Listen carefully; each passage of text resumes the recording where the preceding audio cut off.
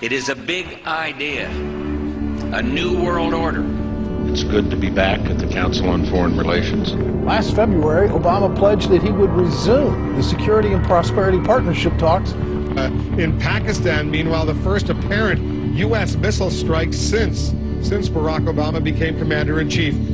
We've got to give them a stake in creating the kind of world order that I think all of us would like to see. It is a global depression and one world currency. The bailout bubble, which is bigger than the dot-com bubble, bigger than the real estate bubble. The bailout bubble is $12.8 trillion. But what the government's going to do is it's going to turn this into an inflationary depression.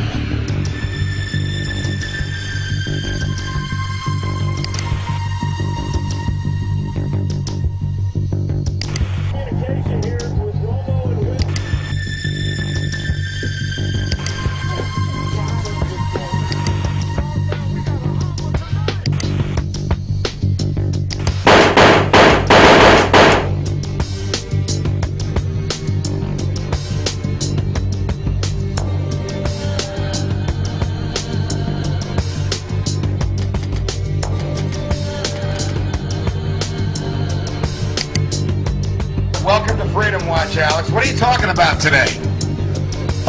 Just how hundreds of mainstream news articles a week are saying there is a new world order, a global government that will be run by the very banks that are collapsing society by design, and we will pay carbon taxes to them.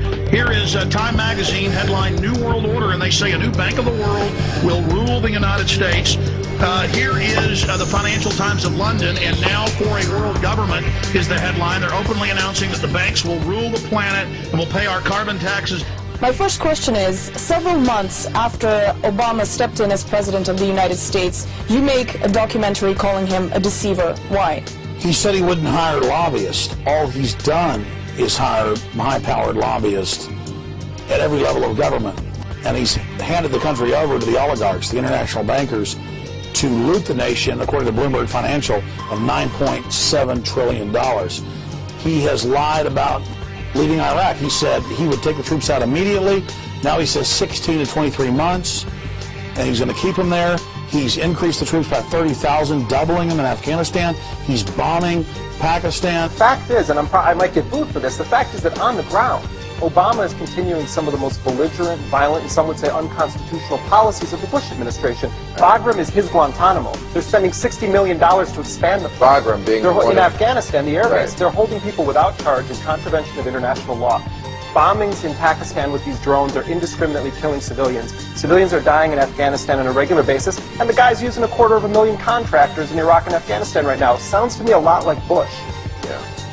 So we will incarcerate people preventively. Preventive incarceration. Indefinite detention without trial. That's what this is. That's what President Obama proposed today, if you strip away the euphemisms. One civil liberties advocate told the New York Times today, quote, "We've known this was on the horizon for many years, but we were able to hold it off with George Bush. The idea that we might find ourselves fighting with the Obama administration over these powers is really stunning." And it is stunning, particularly to hear President Obama claim the power to keep people in prison indefinitely with no charges against them, no conviction, no sentence, just imprisonment. It's a good thing I'm not the president. I'm an independent, because I would prosecute the people who did it, I would prosecute the people who ordered it, and they would all go to jail. My government's never lied to me, have they? Let's see, where should we start? The Gulf of Tonkin incident? Now that took us into war in Vietnam. They've now admitted it was a lie. So 58,000 of my generation were killed based upon a lie. But that doesn't count, does it? What does that have to do with 9/11? That shows that we will lie to go to war. We've been doing it for years. We will continue to do it. The Gulf of Tonkin incident, did you believe that? Well, you probably weren't alive then. America went to war against Iraq based on a lie. We were told in 2002 Iraq had weapons of mass destruction. The previous administration even pursued torture to try to extract false confessions to try to justify the war. It's time to tell the truth. The truth is we should not have prosecuted a war against the Iraqi people. The truth is the Democratic Senate could have stopped the Iraq war in 2002. The truth is we Democrats were given control of Congress in 2006 to end the war. Get out of Iraq, Get out of Afghanistan. Come home, America. Come home. Federal Reserve is no more federal than Federal Express. But yet it has the power to determine the direction of use of money in our economy. If we could take that power back and put the Federal Reserve under Treasury, we start to be in a position of being able to control monetary policy on behalf of the United States people. They're creating another bubble, the bailout bubble, which is bigger than the dot-com bubble, bigger than the real estate bubble. The bailout bubble is $12.8 trillion in the pipeline. The government is now being involved in businesses. It's a whole different game. There's nothing to inflate. So we're going to see the tax riots. We predicted them. So what's happening is the Federal Reserve, and by the way, the Federal Reserve is no more federal than Federal Express. It's a private company. What they're doing is these are the people that caused the problem are now being asked to fix it. It's an illusion. We should not be increasing government spending. Government should be cutting its spending.